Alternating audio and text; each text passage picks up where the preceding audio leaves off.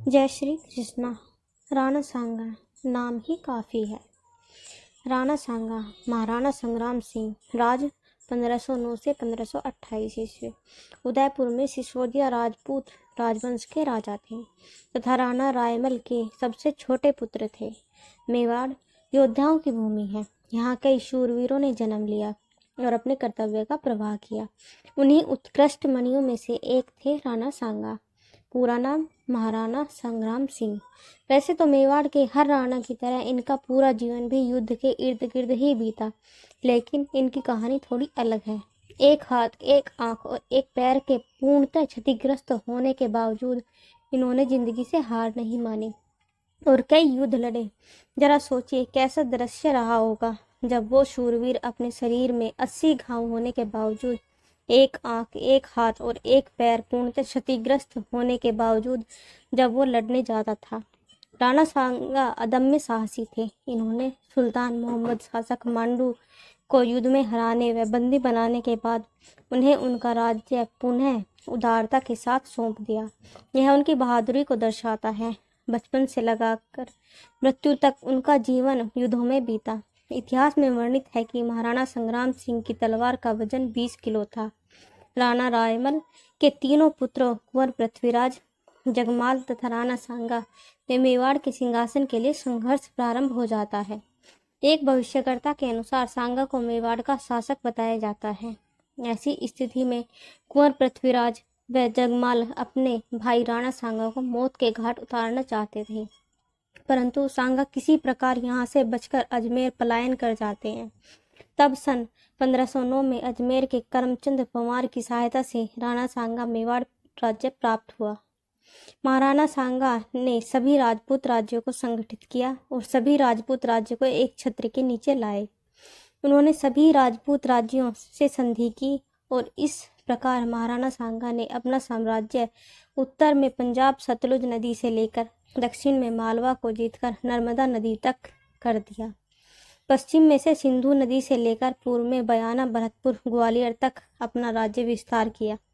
इस प्रकार मुस्लिम सुल्तानों की 150 वर्ष की सत्ता के पश्चात इतने बड़े क्षेत्रफल हिंदू साम्राज्य कायम हुआ। इतने बड़े क्षेत्र वाला हिंदू साम्राज्य दक्षिण में विजयनगर साम्राज्य ही था।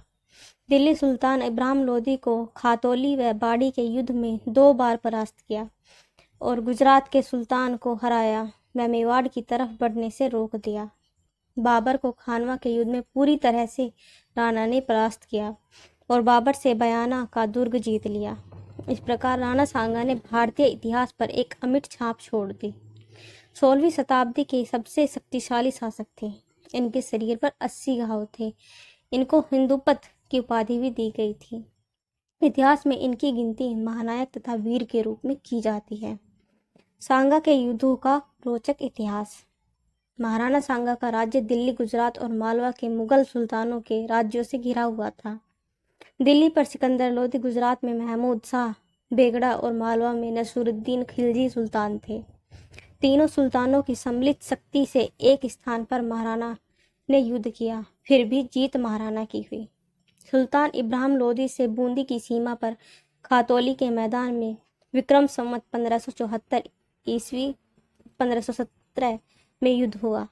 इस युद्ध में इब्राहिम लोदी पराजित हुआ और भाग गया। महाराणा की एक आंख तो युवा काल में भाइयों की आपसी लड़ाई में चली गई थी और इस युद्ध में उनका दायां हाथ तलवार से कट गया तथा एक पांव के घुटने में तीर लगने से सदा के लिए लंगड़े हो गए थे। महाराणा ने गुजरात के सुल्तान मुजफ्फर में को लड़ाई में ईडर, अहमदनगर एवं बिसलनगर में परास्त कर अपने अपमान का बदला लिया। अपने पक्ष के सामंत रायमल राठौर को ईडर की गद्दी पर पुनः बिठाया। अहमदनगर के जागीरदार निजामुल मुल्क ईडर से भागकर अहमदनगर के किले में जाकर रहने लगा और सुल्तान के आने की प्रतीक्षा करने लगा। महाराणा ने ईडर की गद्दी पर रायमल को बिठाकर अहमदनगर को जा घेरा। मुगलों ने किले के दरवाजे बंद कर लड़ाई शुरू कर दी। इस युद्ध में महाराणा का एक नामी सरदार डूंगर सिंह चौहान वागड़ बुरी तरह घायल हुआ और उसके कई भाई बेटे मारे गए। डूंगर सिंह के पुत्र कान्हा सिंह ने बड़ी वीरता दिखाई। किले के लोहे के किवाड़ पर तीक्ष्ण भाले के कारण जब हाथी किवाड़ तोड़ने में नाकाम रहा, तब वीर कान्हा सिंह ने भाले के आगे खड़े होकर महावत को कहा कि हाथी को मेरे बदन पर झोंक दे। कान्हा सिंह पर हाथी ने मोहरा किया, जिससे उसका शरीर भालों से छिन्न छिन्न हो गया और वह उसी क्षण मर गया, परंतु किवाड़ भी टूट गए। इससे मेवाड़ी सेना में जोश बढ़ा और वे नंगी तलवारें लेकर किले में घुस गए और मुगल सेना को काट डाला। निजामुल मुल्क, जिसको मुबारिजुल मुल्क का खिताब मिला था, वह भी बहुत घायल हुआ और सुल्तान की सारी सेना तितर बितर होकर अहमदाबाद को भाग गई। मांडू के सुल्तान महमूद के साथ विक्रम संवत 1576 में युद्ध हुआ, जिसमें 50,000 सेना के साथ महाराणा गागरोन के राजा की सहायता के लिए पहुंचे थे। इस युद्ध में सुल्तान महमूद बुरी तरह घायल हुआ। उसे उठाकर महाराणा ने अपने तंबू पहुंचा पाकर उसके घावों का इलाज करवाया।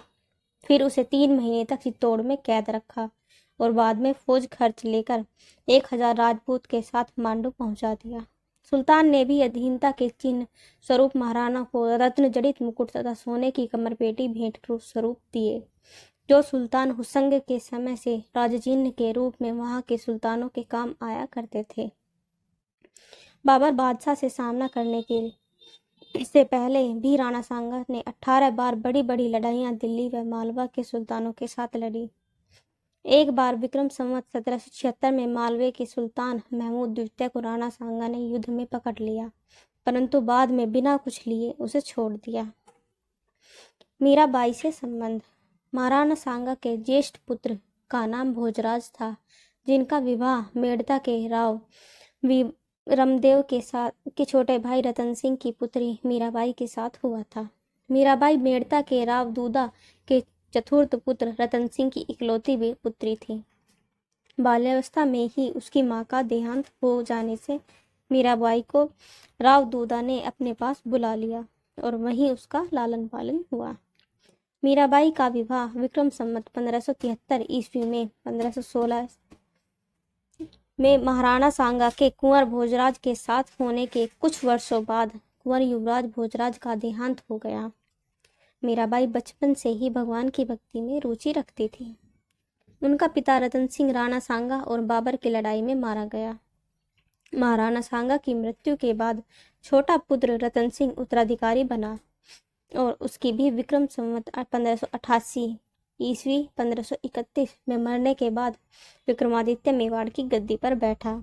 मीराबाई की अपूर्व भक्ति और भजनों की ख्याति दूर दूर तक फैल गई थी, जिससे दूर दूर से साधु संत उससे मिलने आया करते थे। इसी कारण महाराणा विक्रमादित्य उससे अप्रसन्न रहा करते और तरह तरह की तकलीफें दिया करते थे।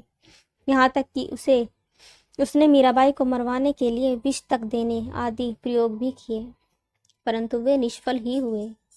ऐसी स्थिति देख राव वीरामदेव ने मीराबाई को मेड़ता बुला लिया।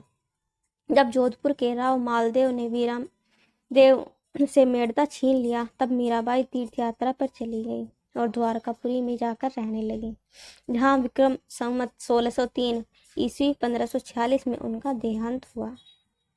खानवा का युद्ध। बाबर संपूर्ण भारत को रौंदना चाहता था, जबकि राणा सांगा तुर्क अफगान राज्य के खंडहरों के अवशेष पर हिंदू राज्य की स्थापना करना चाहते थे। परिणाम स्वरूप दोनों सेनाओं के मध्य 17 मार्च 1527 ईस्वी को खानवा में युद्ध आरंभ हुआ। इस युद्ध में राणा सांगा का साथ महमूद लोदी दे रहे थे। युद्ध में राणा सांगा के संयुक्त मोर्चे की खबर से बाबर के सैनिकों का मनोबल गिरने लगा। बाबर अपने सैनिकों के उत्साह को बढ़ाने के लिए शराब पीने और बेचने पर प्रतिबंध की घोषणा कर शराब के सभी पात्रों को तुड़वाकर शराब न पीने की कसम ली। उसने मुसलमानों से तमगा कर न लेने की घोषणा की। तमगा एक प्रकार का व्यापारिक कर था, जिसे राज्य द्वारा लगाया जाता था। इस तरह खानवा के युद्ध में भी पानीपत युद्ध की रणनीति का उपयोग करते हुए बाबर ने सांगा के युद्ध सफलता प्राप्त की। युद्ध क्षेत्र में राणा सांगा घायल हुए, पर किसी तरह अपने सहयोगियों द्वारा बचा लिए गए। कालांतर में अपने किसी सामंत द्वारा विष दिए जाने के कारण राणा सांगा की मृत्यु हो गई। खानवा के युद्ध को जीतने के बाद बाबर ने गाजी की उपाधि धारण की। मृत्यु। खानवा के युद्ध में राणा सांगा के चेहरे पर एक तीर आकर लगा, जिससे राणा मूर्छित हो गए। परिस्थिति को समझते हुए उनके किसी विश्वास पात्र ने उन्हें मूर्छित अवस्था में रण से दूर भिजवा दिया और खुद उनका मुकुट पहनकर युद्ध किया। युद्ध में उसे भी वीरगति मिली एवं राणा की सेना भी युद्ध हार गई। युद्ध जीतने के बाद बाबर ने मेवाड़ी सेना के कटे सरों से मीनार बनवाई थी। जब राणा को होश आने के बाद यह बात पता चली तो वे बहुत क्रोधित हुए। उन्होंने कहा, मैं हारकर चित्तौड़ वापस नहीं जाऊंगा। उन्होंने अपनी बची कुची सेना को एकत्रित किया और फिर से आक्रमण करने की योजना बनाने लगे। इसी बीच उनके किसी विश्वास पात्र ने उनके भोजन में विष मिला दिया, जिससे उनकी मृत्यु हो गई। 80 घाव लगे थे तन पे, फिर भी व्यथा नहीं थी मन में। जय मेवाड़।